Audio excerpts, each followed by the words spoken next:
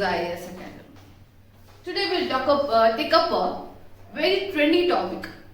It's been in news since 2017-18. It's been in news continuously from many years, and we'll have a complete discussion. What are the advancements and what is the status of this topic, that is Bitcoin, in the present days, and how the digital payments with respect to Bitcoins, is it feasible for the common people also? Can we have a complete usage of Bitcoin for the day-to-day purposes, and how can a normal person even access the Bitcoin, and what are the advantages, disadvantages of having the Bitcoin currency manipulation? We'll see in this video. So Bitcoin cryptocurrency. What is this Bitcoin? Should you invest in Bitcoin?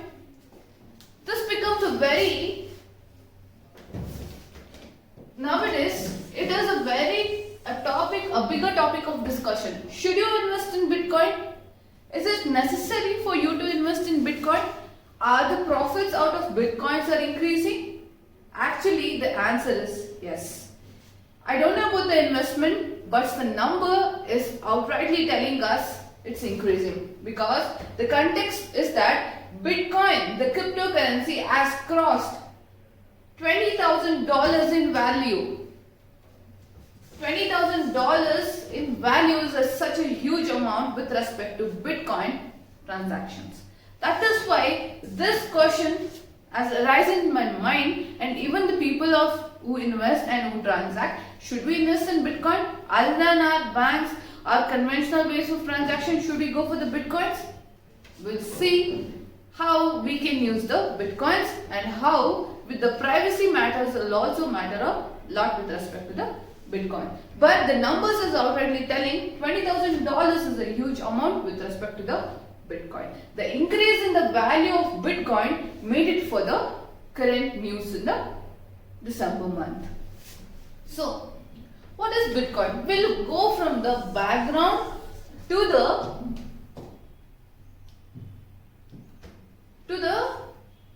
we'll go from background till the impact, significance, and how India is related to the Bitcoin. All this will take up in a framework. So it is a cryptocurrency. What is it? It's a cryptocurrency created in 2009. We'll see what is a cryptocurrency. First of all, we'll understand what is cryptocurrency.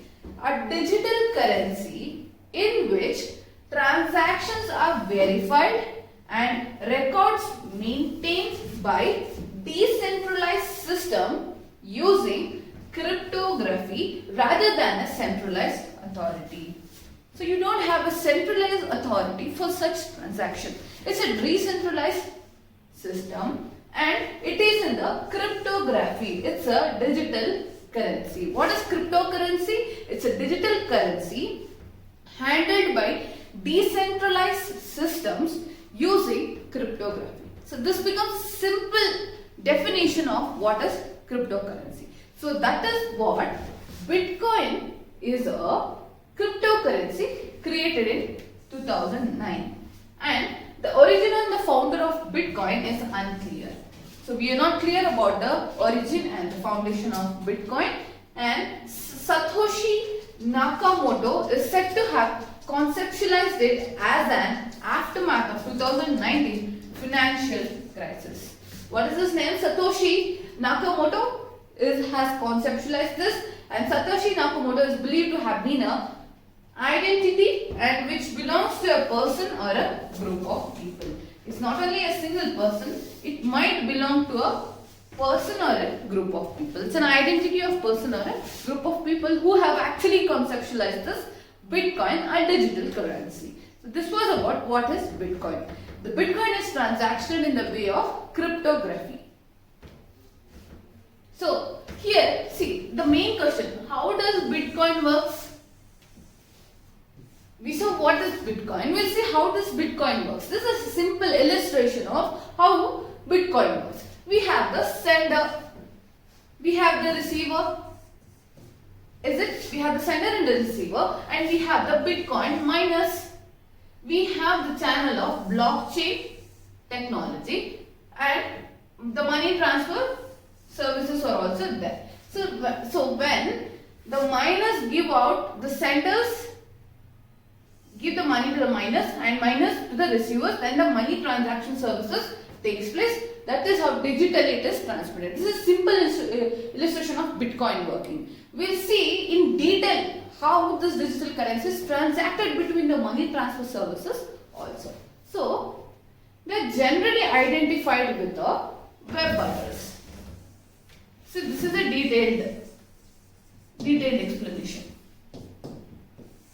Okay, they are generally identified with a web address, which comprises 26 to 35 alphanumeric characters, starting with either 1 or 3. So please watch this video very keenly. I will explain every part of Bitcoin such that if you, in future times, if you want to transact with Bitcoin, be careful about the terms which is mentioned here, such that you won't face any lag, or you won't be unaware of things which is updated. Then the address remains anonymous and that represents the destination of a Bitcoin or a fraction. So this numbers is anonymous and they represents the destination of the Bitcoin. That is the receiver, the destination. Then the cryptocurrencies, coins are created by a process called mining. What is it? Mining. I am taking it in detail because we'll understand how Bitcoin is working, because such things, it is there from many years. Bitcoin currency, the fraudulence out of Bitcoins. We'll see how this works and such that we can have an analysis on mining. Does India have to move towards digital currency or set up with the conventional payment systems? We'll have a complete discussion there. So this process is called as mining, and mining involves solving complex mathematical algorithms. An open ledger is maintained which can contain all the transactions ever made, and that too in an anonymous and scripted form. Ledger, open ledger is there. Mining, after that a ledger, the transaction is there. Then ledgers is called blockchain. As you saw in the picture, sender receiver, we have a blockchain mechanism where an open ledger is held and all the transactions since the beginning of cryptocurrency are stored in this ledger. You have a complete track of everything in the ledger. So this is the complete information. See how to use the Bitcoin and how Bitcoin works. Download a software onto your computer or phone. Bitcoin application, Bitcoin web applications are available. You can download the software on your computer. Software will generate unique addresses, alphanumeric addresses, with starting from 3 and 3 or 1 or 3, ending or starting with 1 or 3. Then this alphanumeric unique addresses, you will buy Bitcoins. The fund are added to your digital wallet. You have the money transfer system, you have a wallet. Then the Bitcoin network authenticates the transaction. The mining process takes place here. Then you may now use your Bitcoins to pay online. Such a simple thing is that you install an app, you initiate, you trigger the process, mining process happens, and at last you'll have a Bitcoin to pay online. So when you see from the external part, it looks very simple and very useful with kind of payment systems, but we'll see the disadvantages or advantages of having this cryptocurrency. See, basically, benefits of cryptocurrency is that we have only some 5 to 5. See, the privacy, then alternative to the banking system and fiat money system. You don't have to transact cash. You don't have to go for the digital UPI. You can use this. It's an alternative. Whenever your systems are failing, you can use it as an alternative. Then open source methodology. It's an open source methodology. Cost effective. Yes, you just have to install an app. You connect with your wallet and you'll be able to pay online, and low entry barriers. So these are the benefits of cryptocurrency. When we see the low entry barriers, they are free to join. Is it not? They are free to join high on usability, and users do not require any disclosure or proof of the income or address of the identity. It is just an open ledger. Anonymous users can get into this Bitcoin, and there is no barrier for the entry of this payment system. That is the main thing. No, they are free to join. It's a free application to join, and cost effective. It offers very low fees and charges transactions, currency conversion, etc. Very low fees are taken. Then open source methodology is that it provides public participation platforms for decision making, built-in quality, built-in frameworks, practices. Yeah, this is there in it. And alternatives to the banking system is why they are telling this. Alternative to regular banking system which has stringent government norms. The government intervention and the procedural parts is avoided in Bitcoin. So that becomes the main benefits of using the Bitcoin cryptocurrency. What is the privacy issue? The use of pseudonyms and ledger system conceals the identities.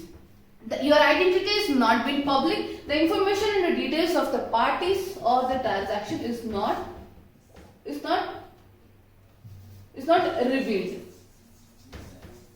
It's an anonymous open platform for the usage of Bitcoin. So this becomes the benefits of using the cryptocurrency.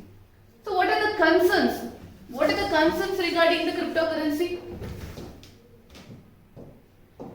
When we see the concerns, it is lack of liquidity and lower acceptability.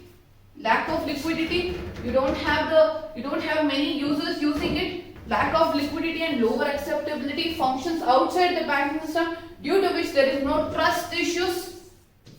Would you invest your money in such an open ledger where you don't have any trust, you don't have any agreements that you would get back your money? See, trust issues happens, lack of liquidity, price volatility. There are no fixed prices. Prices can vary, can become high, low, and fluctuation in the financial instruments.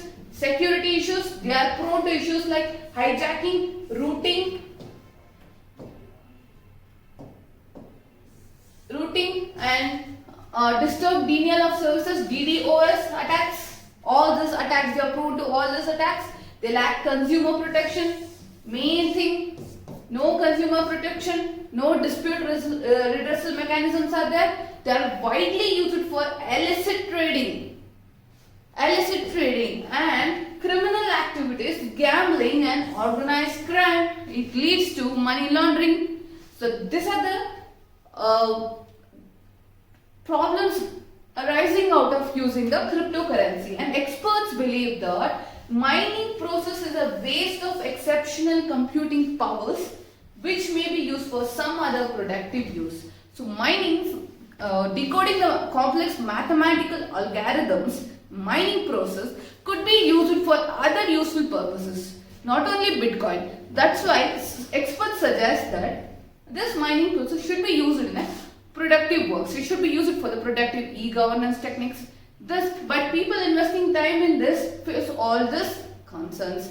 They have less liquidity, they have volatility, price volatility, and there is no protection, and mainly it is used for illicit trading, which becomes a greater threat to our financial system regarding the money laundering, and the illicit trading will increase day by day.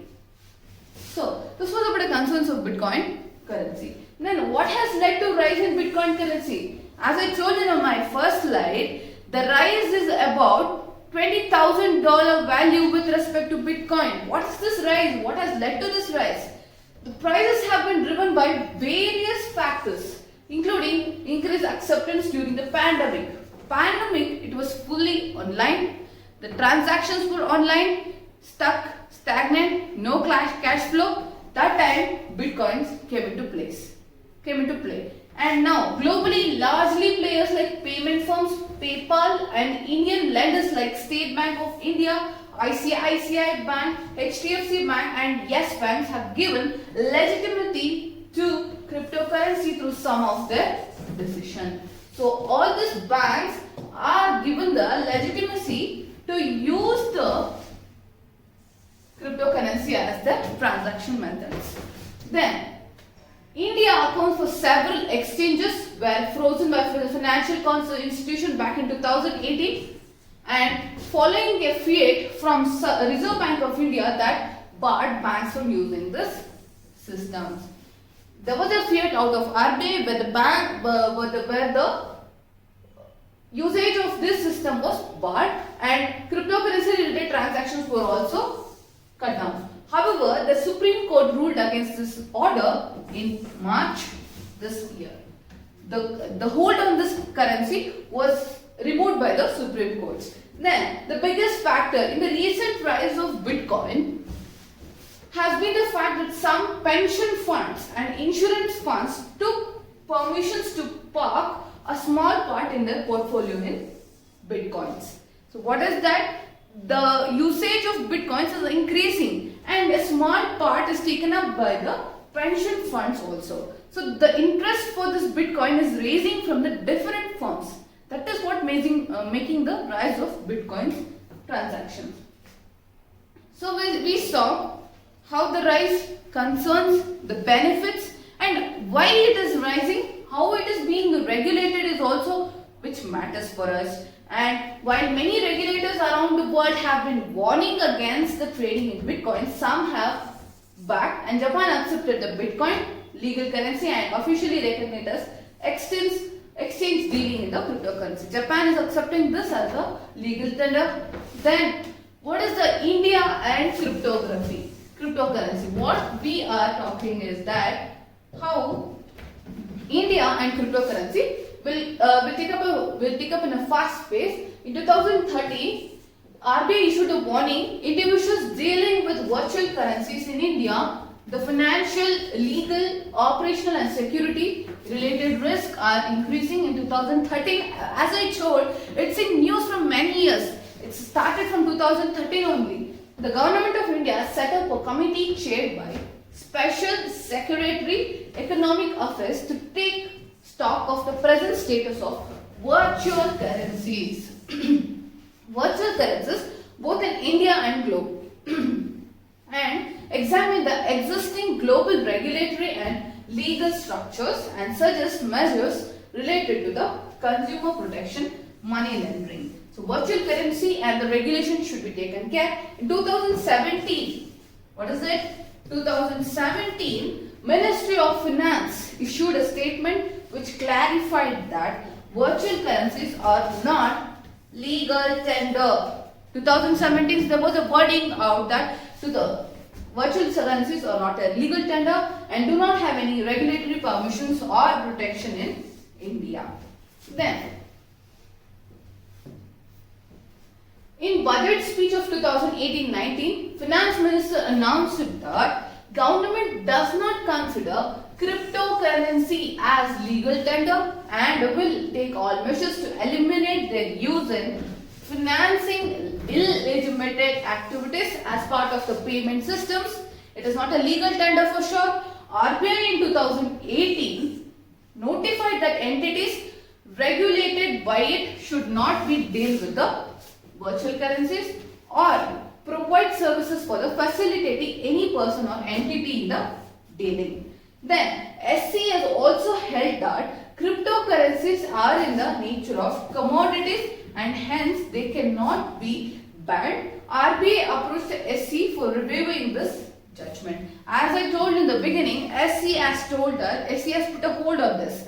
SC is telling we can use this virtual currencies for the payments, but RBI is telling this should not be considered as the legal tender because you saw the vulnerability, the amount of risk associated with using digital currencies, the virtual currencies is increasing day by day. The fraudulent websites, the fraudulent apps are trying to hijack the money from the bank accounts. So such things should be avoided is what is the concern of RBI. Thus they have gone for the review of that judgment, and that is how India and cryptocurrency is happening now.